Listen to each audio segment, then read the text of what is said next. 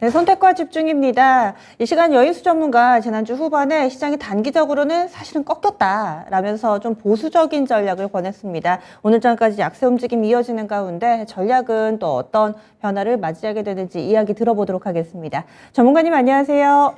네, 안녕하십니까. 인수입니다. 네, 지난주부터 좀 조심하자 얘기를 해주셨는데 시장이 여지없이 밀리고 있습니다. 오늘 장 어떻게 분석하세요? 네, 일단 뭐 전반적인 추이는 약세가 경계 조정의 연장이라고 봐야 되겠고, 다만 이제 제가 덧붙여가지고 소수 섹터들은 움직이는데, 그거 지난주가 제가 이야기했던 그 섹터들입니다. 오늘은 뭐 개별 종목 이슈들은 제가 빼고 시장에 영향을 줄 수 있는 이슈는 여러분들에게 점검을 좀 시켜드리겠는데, 첫 번째로 일단 미국이 지난 금요일 보니까 전강 후약으로 가버렸죠. 후약으로 가가지고 지난 6월 저점까지 깨질 거냐, 6월달 제일 심각한 수익, 나스닥 11,000 위협하는 수익, 아니면 나스닥 11,000포인트 위에서 조정을 마칠 거냐, 지금 뭐 거의 이런 분위기로 가고 있는 것 같고, 예, 그래서 일단 미국이 한 번 더 깨졌다는 거는 우리 하락 요인이 남아는 있다는 거예요. 이런 과정에서 이제 주변을 좀 살펴봐야 되는데, 지난 금요일 날 독일도 강세가 나는데 지금 독일 닥스 선물 지수가 마이너스 3% 기록하고 있습니다. 이날 3.3% 올라갔는데 최근에 유럽 국가들이 러시아산 원유 수입 중단 그리고 러시아산 원유 천연가스 가격 상한제를 만들 것이다 발표를 했는데 가격 상한제 될지 안 될지 몰라요. 유럽 국가들은 지금 다급하니 그런 이야기 하는 것 같은데 주변 국가들이 동참하지 않을 가능성이 있어요. 참고로 오늘 러시아가 독일로 가는 가스죠. 네, 지금 겨울철 난방류로 다 쓸 가스를 이제 일시적으로 유지 보수 때문에 공급 중단했는데 아예 공급 중단을 발표를 해버렸죠. 최근에 이런 원유 가격이라든지 천연가스 가격이 좀 뺀 게 그 가격 상한제 효과 때문에 빠졌던 거예요. 경계감으로. 근데 러시아가 중단한다? 그러면 오늘 독일 선물 3% 빼고 있죠? 요거는 오늘 미국 정시는 노동절 시죠, 그죠? 화요일 날 반영이 더 될 가능성이 있습니다. 그리고 국제 원자재 가격이 이렇게 되면은 들썩거릴 가능성이 있어요. 천연가스라든지 원자재 가격이. 그래서 원자재 가격은 좀 이제 피크아웃이 아닌가라는 이런 분석글들이 상당히 많았는데 주어진 상황을 보면은 그렇지도 않아요, 지금. 그래서 오늘은 이런 내용 때문에 에너지와 연동된 주가들이 다시 한번 움직이고 있는 거죠. 대형주는 포스코 홀딩스죠. 이게 원자재나 2차전지 소재기 다 걸려있죠. 네, 3% 움직여요. 포스코 그룹에. 최근에 매물 소화되었던 포스코 인터, 천연가스하고 직결되어 있죠. 네, 오늘 보니까 장중에 한 4, 5% 강세로 반전합니다. 오늘은 거의 요 대형주들의 움직임은 에너지하고 관련되어 있습니다. 이번 러시아의 독일 조치, 이건 보복 조치라고 볼 수 있겠죠. 네, 그래서 이쪽 2차전지 소재라든지 최근에 조정을 좀 강하게 받았던 지금 조선주도 국제 유가랑 관계되어 있죠. 그래서 이런 것들이 지금 대형주들이 좀 움직이고 있고 개별 시세도 오늘 거의 알루미늄도 그렇고요. 네, 지금 소형 석유 관련주까지 포함해가지고 오늘은 에너지 섹터 관련주들이 현재로서는 시세가 좋다는 거죠. 알루미늄도 지금 유럽 공장 문 닫고 인도네시아가 2023년부터 지금 수출 중단 이슈가 있어서 또 움직여요. 그래서 실은 오늘 에너지 관련주들하고 그 다음이 방산입니다. 방산의 핵심 두 종목만 딱 보면 된다. 근데 그게 제일 쓸 거예요. 지금 거의 이런 구도 속에서 흘러가고 있는 것 같고, 네, 이 과정에서 2차 전지 소재 국산화 관련주들도 대형주, 중대형은 좀 쉬고, 네, 중소형급들이 움직입니다. 네, 지난주 급들 금량은 오늘 투경이 풀리면서 13,000원 중반까지 8,000 이하에서 13,000대, 14,000까지 바라보고 있죠. 네, 이렇게 이제 에너지도 터지면은 챙기면 되는 겁니다. 네, 그래서 오늘 실전에서 한번 챙겨봤고, 대신에 최근 조정을 받았던 주가들 중에서 조금 전에 이야기했던 그런 이슈들과 관련된 주가들은 상승 여력이 더 나올 가능성도 있다는 거예요. 특히 오늘 저녁에 오펙 정례회의가 열리죠. 오펙에서 미국 말을 듣고 내내 하면서 이제 정산하겠다. 최근에 말 안 듣죠.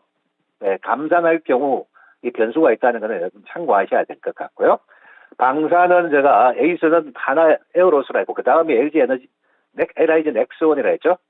하나이어로서는 네, 차트 보면은 뭐 고점 아닌가 이런 개미들의 생각이고 내용과 펀더멘탈 특히 지금 천무 같은 다연장 로켓봇을 지금 서로 2차 생산분을 계약하려고 웃돈을 더 주고 지금 막 예약 주문이 지금 쇄도하고 있는데 다 못 줍니다. 지금 그런 상황이니까 약세장 또 러시아랑 우크라이나 9월에 대공세가 쌍방이 있을 것이다. 협상 이전에. 네, 이런 제도 때문에 방사는 죽지 않았다 봐야 돼요. 약세장의 소수 간택되는 주가가 오늘 에너지와 방산이라고 봐야 되겠죠. 네, 이게 좀 나왔다고 볼 수 있겠고 그 다음이 지금 그 네옴시티 관련주들이 오늘 뭐 제가 좀 단기 고점 하려고 조정시 보자 했는데 오늘 좀 더 움직이려고 하는데 네, 움직이는 건 뭐 오늘 빅테마로 남아서 움직이고 주변에 네옴시티 관련 얘기만 나오면은 그냥 막 움직여버리고 일반이 확 따라붙죠. 네, 이런 성향은 당분간 테마화 될 것 같아요. 오늘은 또 세아 쪽에 붙었고요. 네, 지금 유신도 지금 오후에 재료 넣으니까 급등하는데 이거는 테마죠. 약세장에서 군림하는 테마 가치고 다만 이들이 네, 일단은 시장 변화 때문에 변동성은 나올 수 있으니까 매매 타이밍은 조정시만 봐야 될 것 같습니다. 네, 이렇게 이제 오늘 전반적인 상황을 말씀드렸고 나머지 섹터들은 거의 전반적인 조정이에요. 오늘 뭐 소수 자동차주 좀 움직여주고 있고 그죠? 뭐 지금 2024년까지 지금 진출 시기를 앞당긴다고 하죠.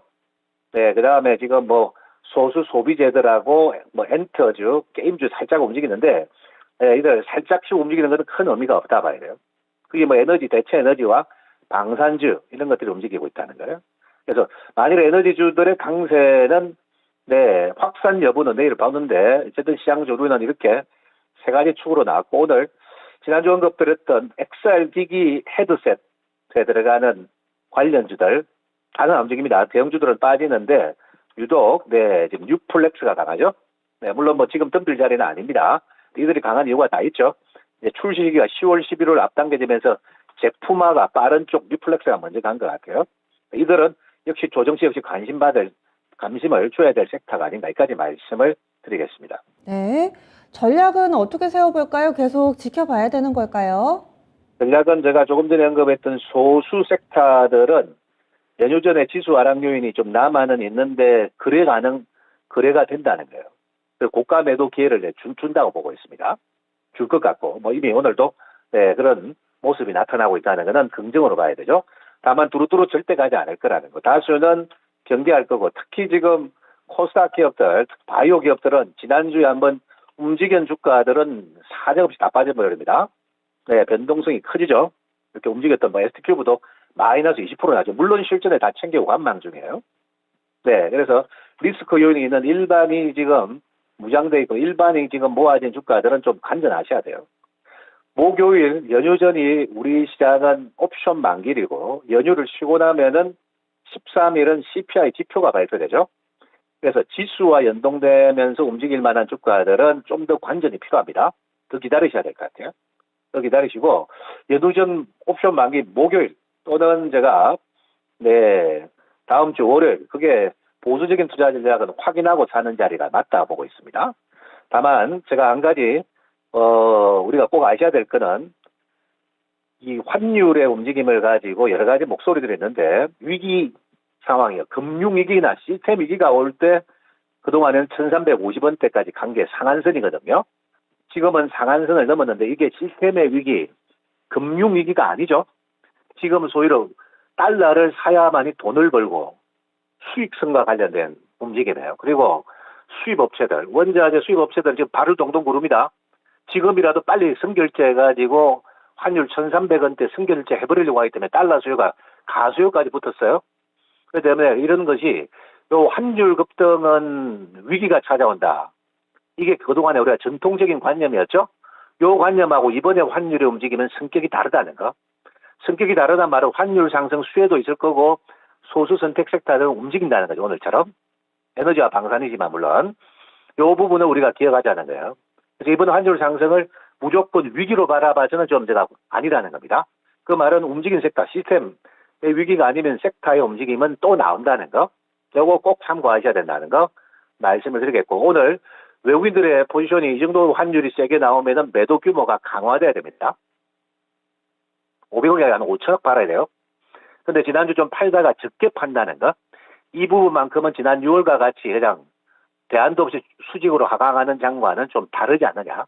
그래서 대안 소수 섹터는 연휴 전이라도 움직일 수 있다는 것, 방금 소수 섹터 언급드린 것 참고 좀 하셔야 될 것 같다.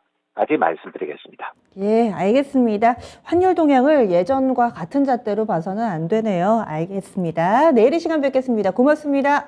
예, 감사합니다. 네, 선택과 집중의 여인수 전문가였습니다.